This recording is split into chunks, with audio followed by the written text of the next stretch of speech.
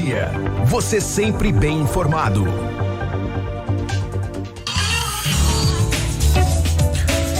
Mais uma vez, boa tarde para você que nos acompanha. Nós estamos de volta e existem algumas frases que a gente sempre repete aqui, né? Esse é o espaço nobre do jornalismo. O jornalismo é muito mais do que apenas informar, né? Tem uma outra face, que é prestar serviços, né? Isso a gente faz o tempo inteiro.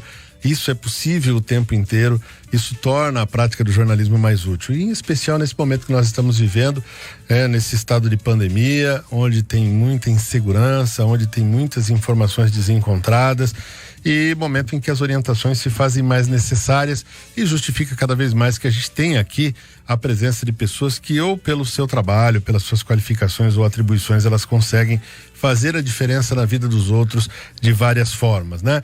E nós temos um parceiro nesse momento aqui, que é a Ultragás, né, de Adamantina, que é a JS Gás e Água, que nesse momento difícil está literalmente dando um gás no orçamento de uma família por semana.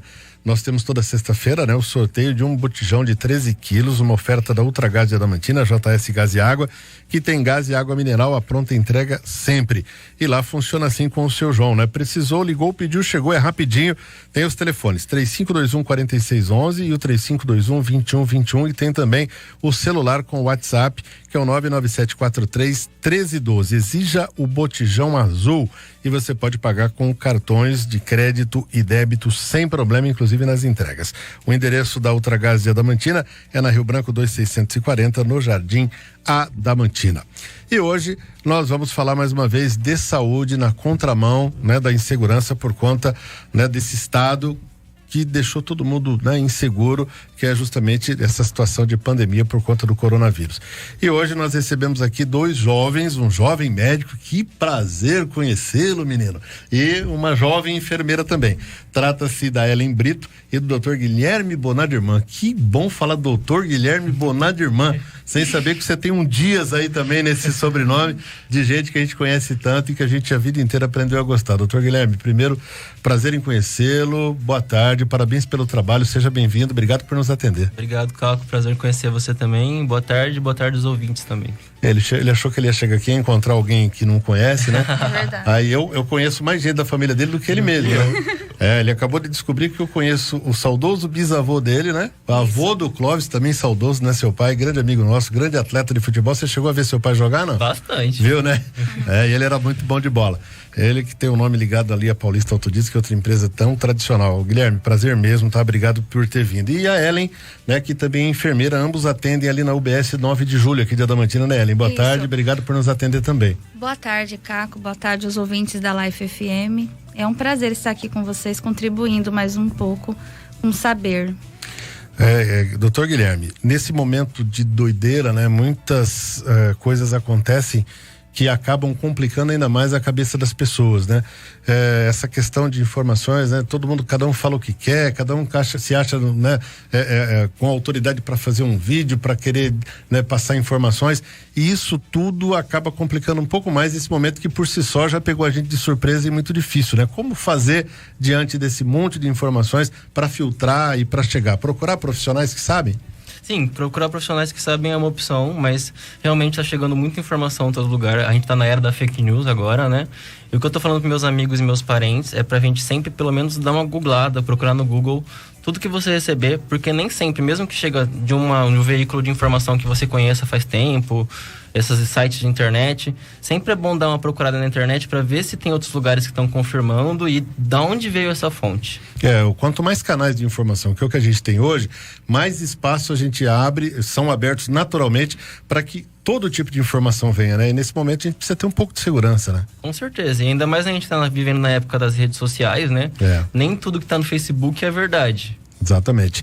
Ellen, você que igualmente tá com a mão na massa todo dia, literalmente você está em contato com a massa da população e um segmento da população que já tem mais dificuldade, embora seja bem democrático nessa questão da rede social e tudo, mas são pessoas que já não têm aquele feeling tão mais apurado quanto a gente que está no dia a dia.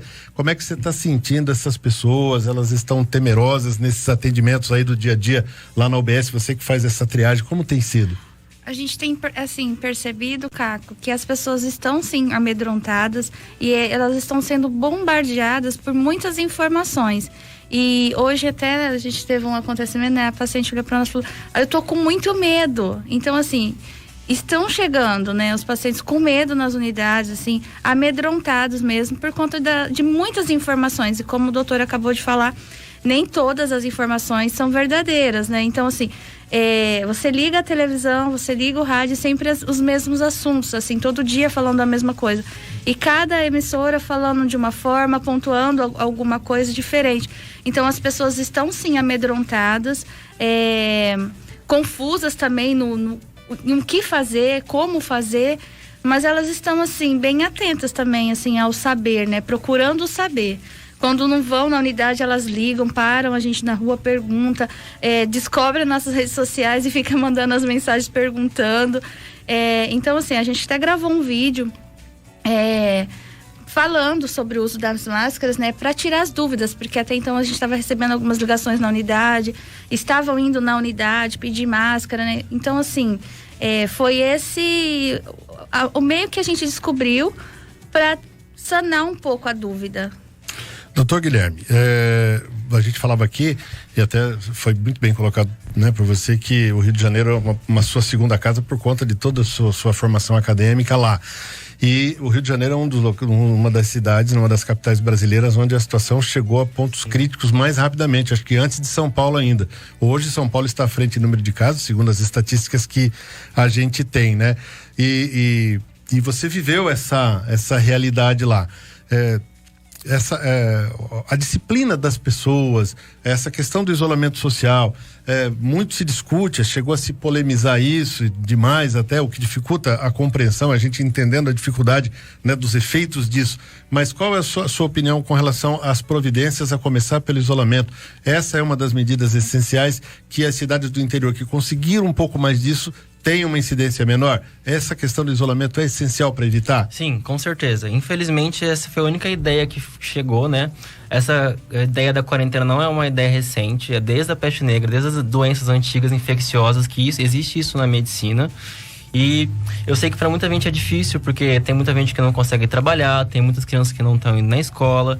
Só que esse foi o único jeito encontrado, não só no Brasil, mas no mundo inteiro, para tentar não fazer sumir essa doença, mas pelo menos diminuir que ela avançasse tão rápido, porque nosso sistema de saúde, assim como o sistema de saúde do mundo inteiro, não tem condições de lidar com todo mundo ficando doente ao mesmo tempo. Infelizmente, o isolamento social e as medidas de prevenção, como máscara, lavar a mão toda hora, são as únicas medidas de prevenção que foram encontradas e são essenciais, com certeza. No Rio, quando começou assim como está sendo aqui, não foi tão levado a sério. Menos da metade da população estava fazendo as medidas que a gente estava pedindo, você ainda via as praias cheias, as ruas lotadas, os mercados cheios. Eles só foram começando a tomar consciência realmente quando a doença chegou dentro de casa, quando você começou a conhecer gente que estava ficando doente, e aí que começou a ter uma adesão maior das medidas que a gente estava pedindo. Muita gente ainda estava acreditando que era uma coisa de politicagem, que era uma coisa das televisões, estavam querendo fazer o medo. Eu sei que é uma coisa que causa pânico em muita gente. É para ter medo? Mas pânico é uma coisa muito forte. Exatamente, até porque esse vírus, pelo menos até então, não há nenhuma comprovação de que ele venha pelo ar, que se você mantiver algumas providências relativamente simples, você consegue evitar, né? Como nós aqui, por exemplo, vocês de máscara, a gente mantendo a distância segura, né? Ele não, até então, né? Não se tem nenhuma prova de que ele venha pelo ar, é só com as gotículas.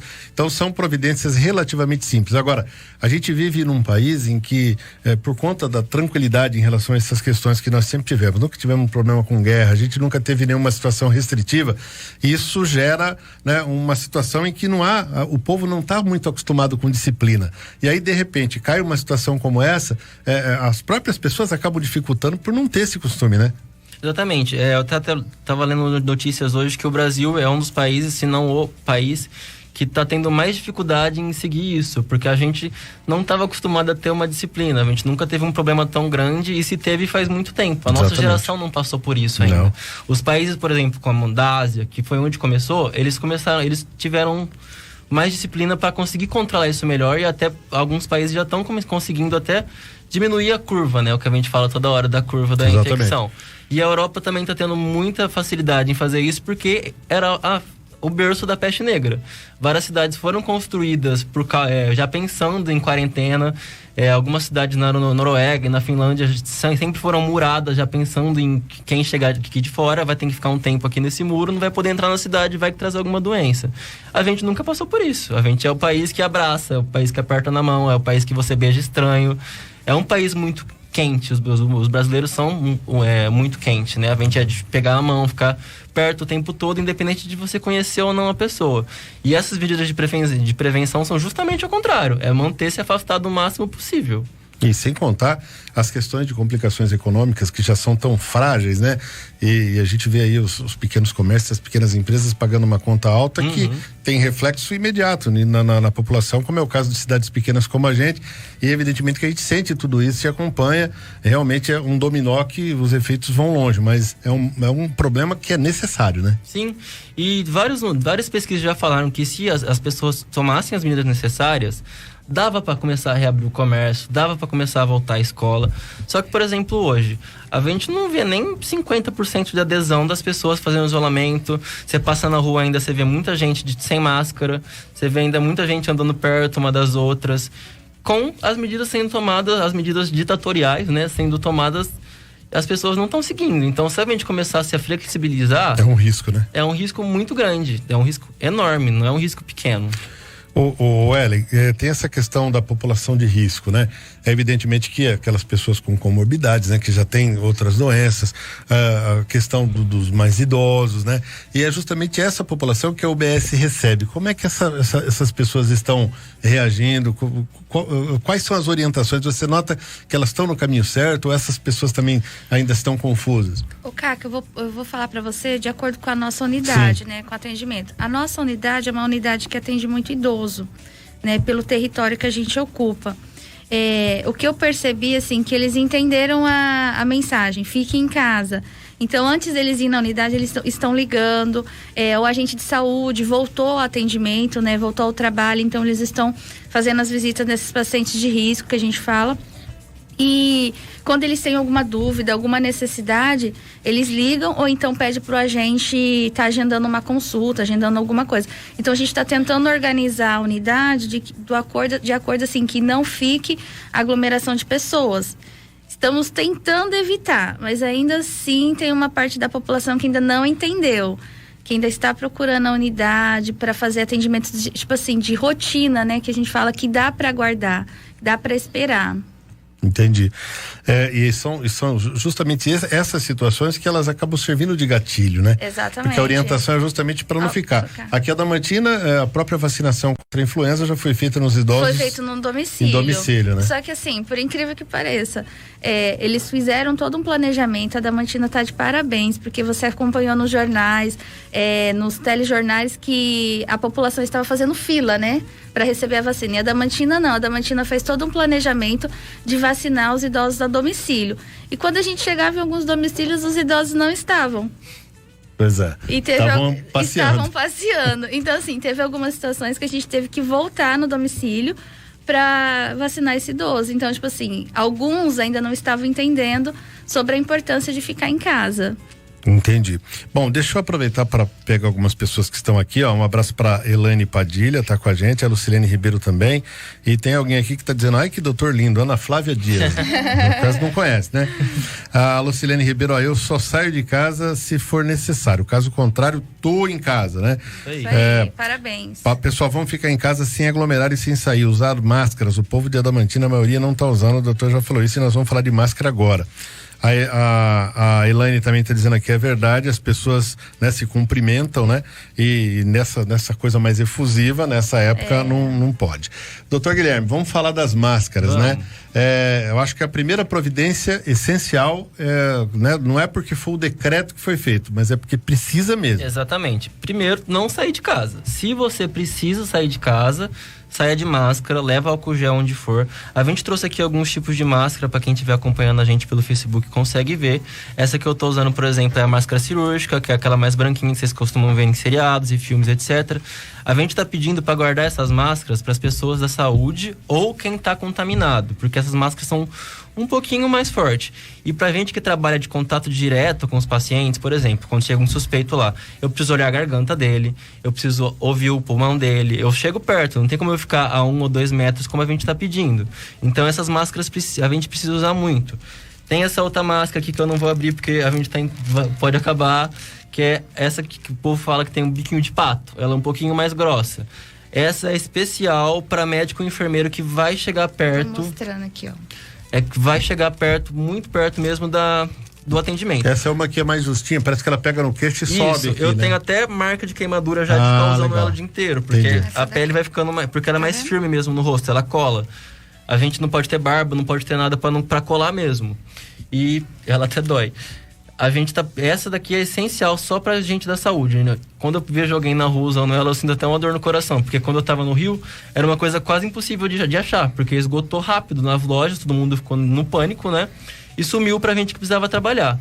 Fora isso, a gente tem a cirúrgica que ela tá mostrando aqui agora, que é a que eu tô usando. Que é essa que você tá usando. A gente também tá pedindo pra ser profissional da saúde ou pra quem tá contaminado, porque quem tá contaminado precisa usar máscara pra não passar pros familiares. E a de tecido, que é a de população em geral.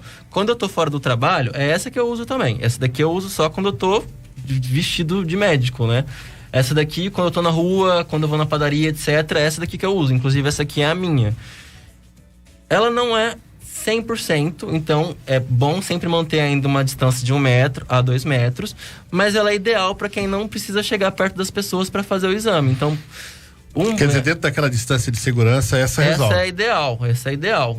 E essa daqui, além de acabar rápido, né? A gente tem que te trocar ela a cada 3, 4 horas. Então é uma coisa que vai acabando muito fácil. As minhas de casa já até acabaram.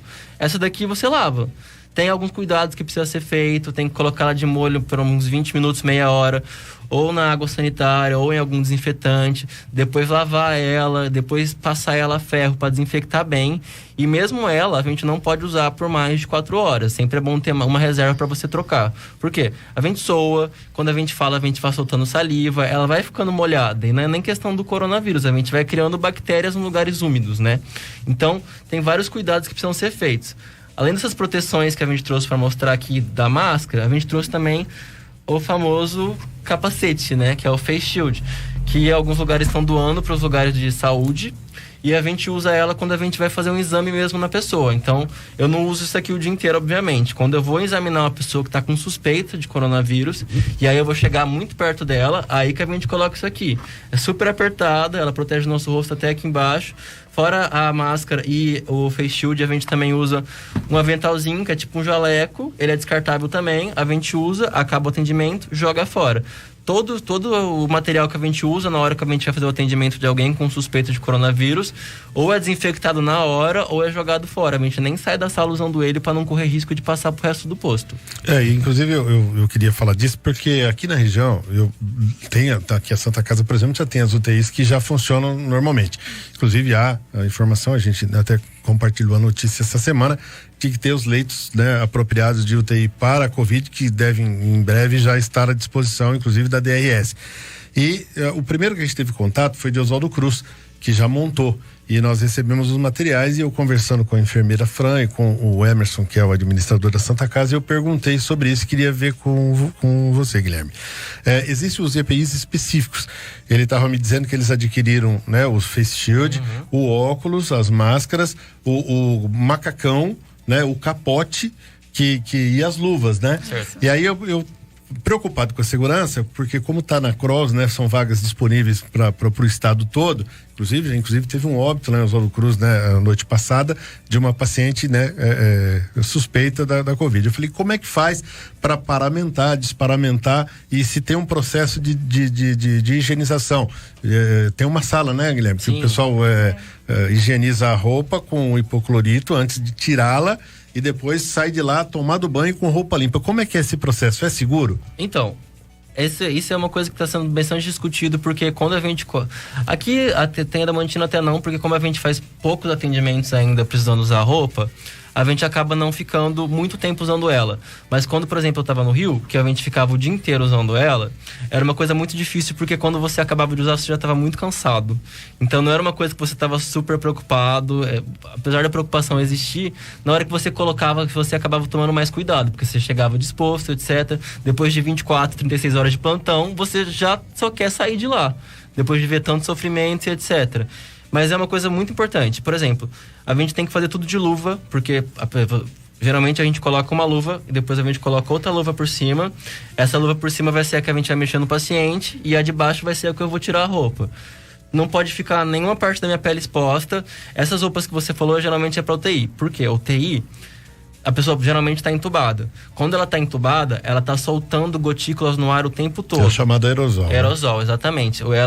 A gente até fala que é uma bomba de aerosol quando a pessoa está entubada ou quando está fazendo uma nebulização.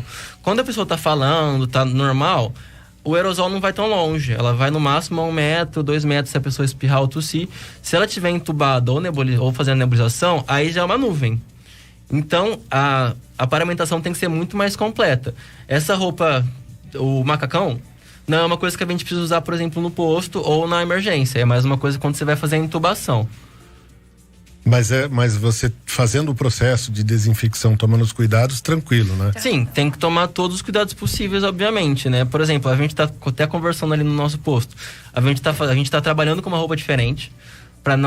Não é essa roupa que eu tava trabalhando, eu troquei de roupa pra vir aqui, e quando eu voltar pra lá eu vou colocar outra roupa, e quando eu for pra casa eu vou voltar pra essa aqui, pra não correr risco de levar o vírus pro meu carro, levar pra minha mãe, levar para as pessoas que eu encontrar na rua, porque apesar de todos os cuidados, o risco existe, o risco sempre existe. Sim. Não é pra ter pânico, mas é sempre pra estar preocupado. Exatamente.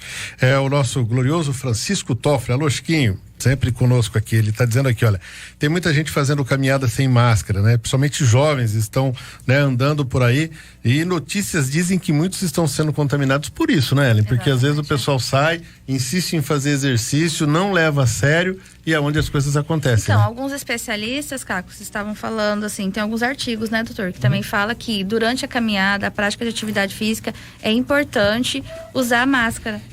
Porque durante a caminhada você observa, sempre está um ao lado do outro e um pouco atrás. Tem que manter a distância. A respiração, né? É diferente. Respiração é diferente, a gotícula, né, também que é expelida, também vai uma distância maior. Então, tem que ter o distanciamento e usar a máscara. Pode fazer atividade física? Pode, mas com o uso da máscara e mantendo a distância. Doutor Guilherme, me fala uma coisa. O que já se sabe sobre esse vírus, apesar das informações serem, né, controversas? Eu andei vendo alguns artigos de especialistas que dizem que o vírus ele já é presente, mas em animais, né, há muito tempo, e que não tinha nenhuma influência no ser humano, e que não se sabe direito ainda, né, como aconteceu essa mutação, se ainda no animal e na passagem para o humano ele já veio pronto para interferir, ou se essa mutação foi no humano. Vocês que estão trabalhando nisso com o dia a dia, o que se pode falar a respeito disso? O que se tem certeza? Então, o gênero coronavírus não é um tipo novo. Já existe o corona faz tempo, que dá em humano. Não era o 19. Existiu o 4, existiu acho que o 6, que ele dava até sintomas de diarreia, nem era uma coisa tão de respiratória. E já pegava em humano, principalmente em bebês, que não tem tanta resistência e etc. O novo coronavírus, que é como a gente geralmente chama, que é o Covid-19, ele provavelmente veio de um animal. Eles falam muito de morcego, porque eles têm essa teoria, porque o lugar que começou a ter isso, que era na cidade da China de Wuhan, se eu não me engano, foi no mercado de animais. E as pessoas que começaram a ter essas doenças eram as pessoas que estavam trabalhando ali ou estavam comprando animais para comer ou etc. E essa teoria veio dali. Existem várias teorias, né? Porque a gente ainda não conseguiu descobrir o paciente zero, digamos assim, que é o primeiro que teve essa doença, para a gente entender como ele pegou. Existem várias outras doenças, principalmente virais, que passaram de animais para humanos. Então essa teoria é uma teoria muito válida. Só que não tem como a gente chutar. Porque a ciência não é uma coisa de achismo, é uma coisa de exatidão. A gente não pode ficar achando coisas, porque essas coisas só geram pânico, né? E teorias conspiratórias. Exatamente. Até que não se tenha certeza, né? E com relação à testagem, essa não seria uma alternativa para que, né, através dessa testagem você conseguisse entender, né, como que era a situação, principalmente nos municípios menores, para você começar a dar uma flexibilizada, observando e fiscalizando a disciplina, que também é difícil. Agora, para testagem tem aquela questão também envolvendo aquele período em que não aparece nos testes. Como é que tem sido esse sistema de testagem? Então, o maior problema da testagem é que a gente não tem teste. Não é uma coisa da Mantina, não é uma coisa do Brasil. O mundo não tem teste. O mundo não estava esperando que houvesse um vírus, que viesse uma pandemia.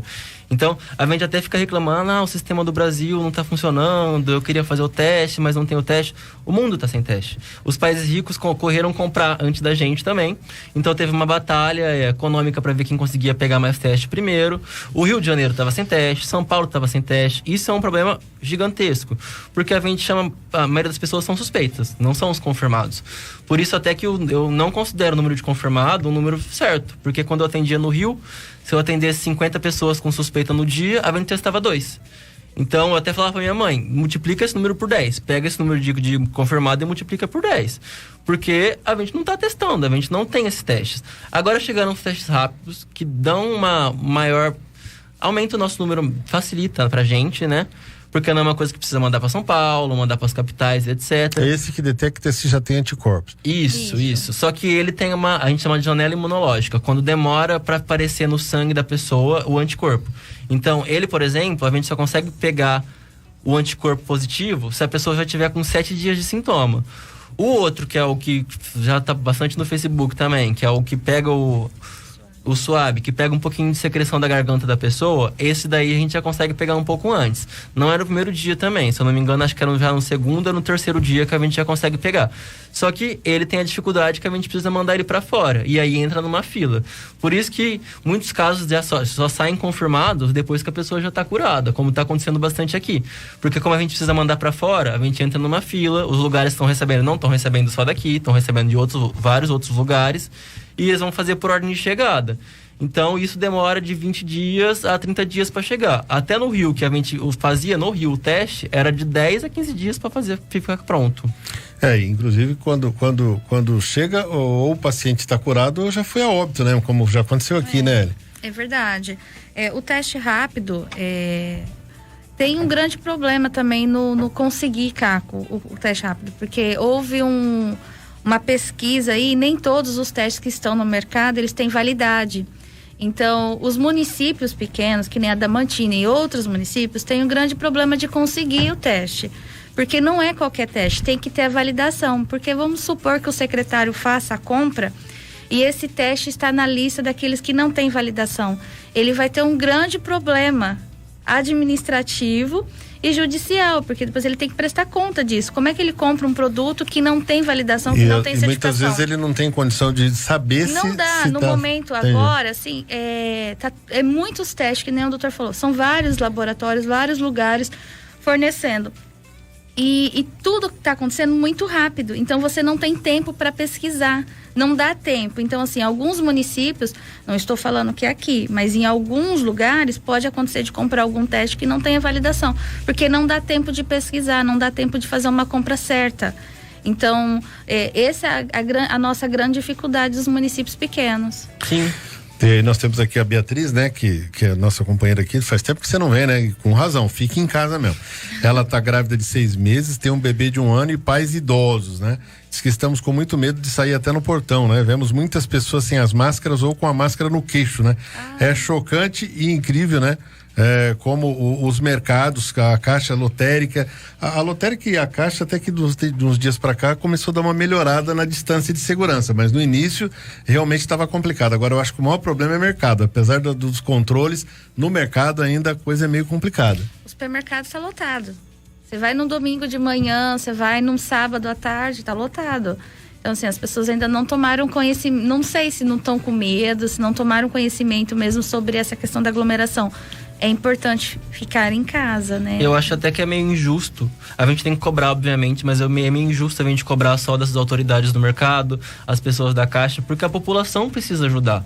Não tem como a Caixa colocar um funcionário separando as pessoas toda hora na fila. As pessoas têm que levar isso a sério e tem isso na cabeça. Esse é o maior problema, até para flexibilizar, porque as pessoas realmente, elas é que precisavam ter essa consciência. Enquanto a gente não tiver, sabe, é muito óbvio, né? Você ter que montar um sistema de segurança para controlar aquilo que a gente precisa fazer, né? É igual quando a gente fala do combate à dengue. Se eu não limpar o meu quintal, não adianta eu culpar o prefeito ou quem quer que seja. Exatamente. Você tem que fazer isso. E no caso agora é parecido. Agora, Guilherme, como é que é essa situação, né? Inclusive para vocês, né? Que luta com um inimigo invisível, né? E que pode chegar de várias maneiras, inclusive nos assintomáticos, né? Isso tudo gera um problema maior ainda, né? Não, com certeza. A gente, todo mundo que chega no nosso posto, por exemplo, é uma dúvida. A pessoa pode chegar lá com pressão alta, a gente pergunta, tá com febre, tá com tosse, tá com alguma coisa. Pra gente tentar fazer essa triagem, independente de qual queixa que a pessoa chegou no posto. Se ela chegar com alguma coisa parecida, ela vai ser levada para uma sala especial para fazer um atendimento diferente. Mas, se chegar lá só com uma pressão alta, por exemplo, e falar que não tem sintoma, ela pode ser um dos assintomáticos.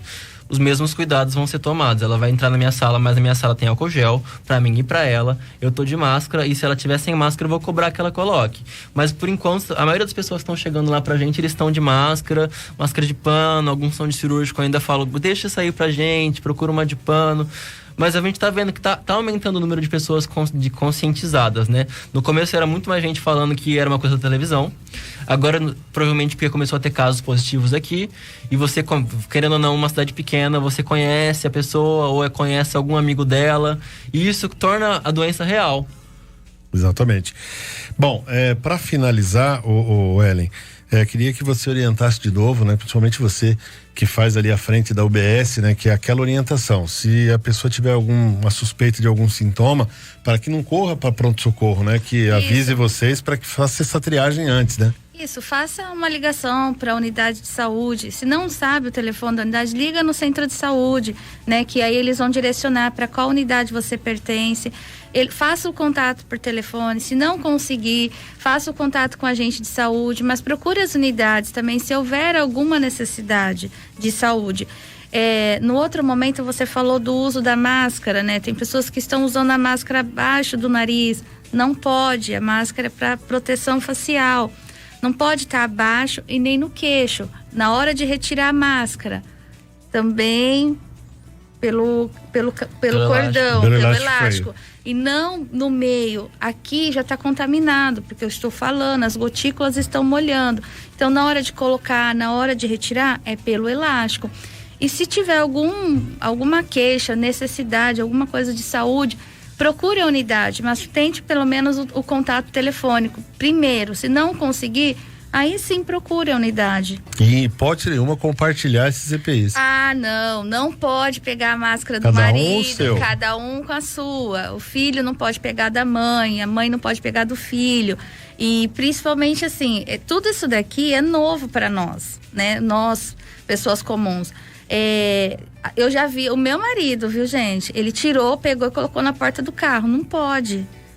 Tem que pegar um saquinho, ó. Pegar um saquinho, tirar a máscara pelo elástico, colocar no saquinho. É de tecido. Chegar em casa, fecha o saquinho, ó. Fechou?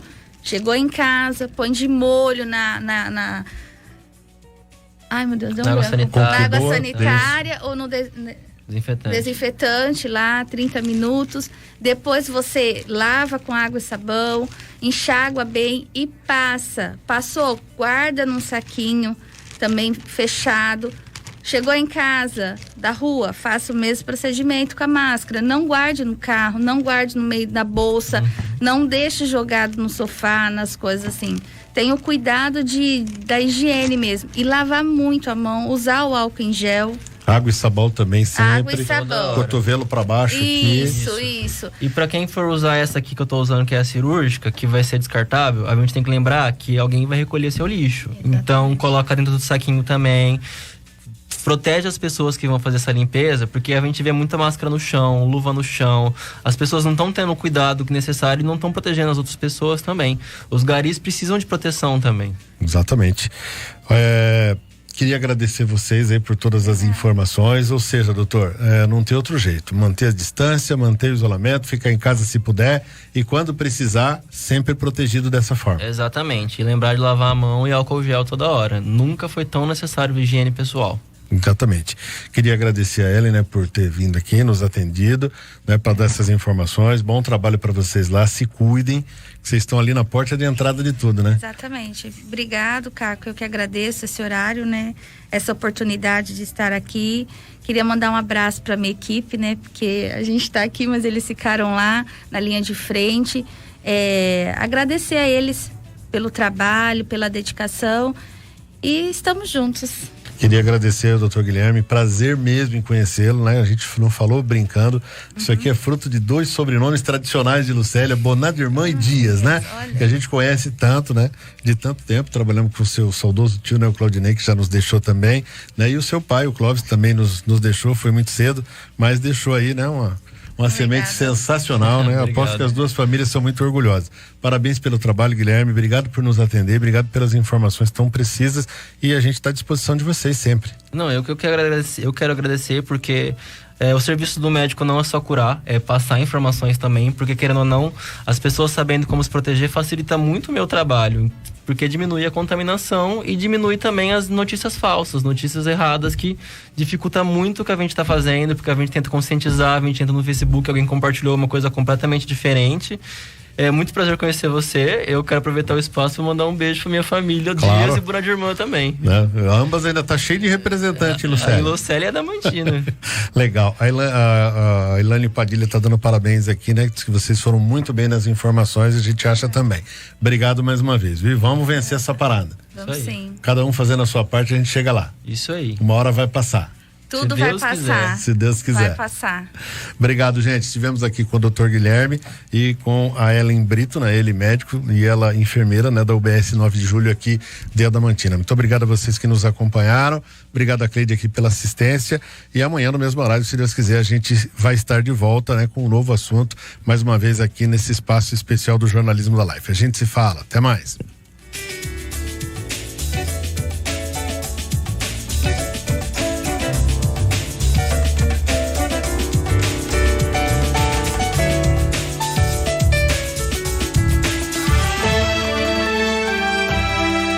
Você acabou de ouvir na Life FM 107,9. Jornal do Meio-Dia. Rádio Life FM. Informação e prestação de serviço. A rádio da comunidade.